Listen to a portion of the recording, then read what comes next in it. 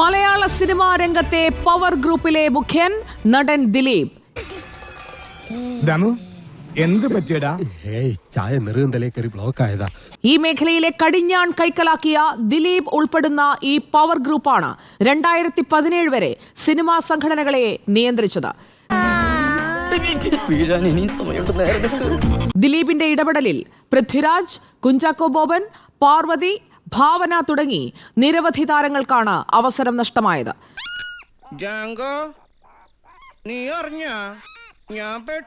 WCC പ്രവർത്തകരെ ഒതുക്കാനും ശ്രമം നടന്നു.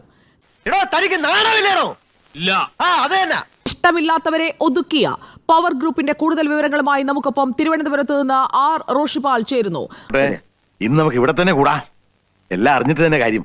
സുജയ, ഏതാണ്ട് ഒരു പതിറ്റാണ്ട് കാലം മലയാള സിനിമ ദിലീപ് എന്ന നടന്റെ നടിയാക്രമിച്ച കേസിൽ 8ാം പ്രതിയായ ദിലീപിന്റെ കൈകളിലായിരുന്നു ഇതിന്റെ കടിഞ്ഞാൺ. ഉറക്കം വരുന്നു. അത് AMMA എന്ന സംഘടനയായാലും മറ്റ് സിനിമാ മേഖലയിലെ സംഘടനകളായാലും അതിന്റെ നിയന്ത്രണം ദിലീപിന്റെ കൈവശമായിരുന്നു.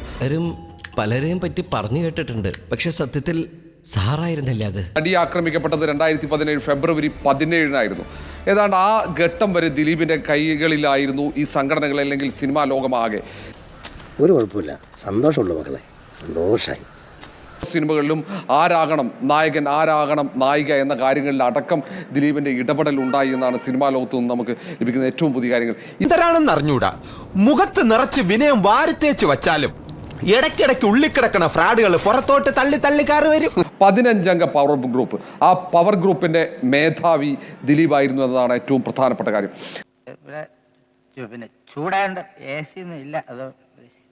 ഭാവന നേരിട്ട് ഈ AMMA എന്ന സംഘടനയുടെ ജനറൽ സെക്രട്ടറി ഇടവേള ബാബുവിനോട് തന്റെ വേഷങ്ങൾ ഇല്ലാതാക്കാൻ ദിലീപ് എന്ന നടൻ ശ്രമിക്കുന്നുവെന്ന് പരാതിപ്പെട്ടിരുന്നു. ഈ കാര്യം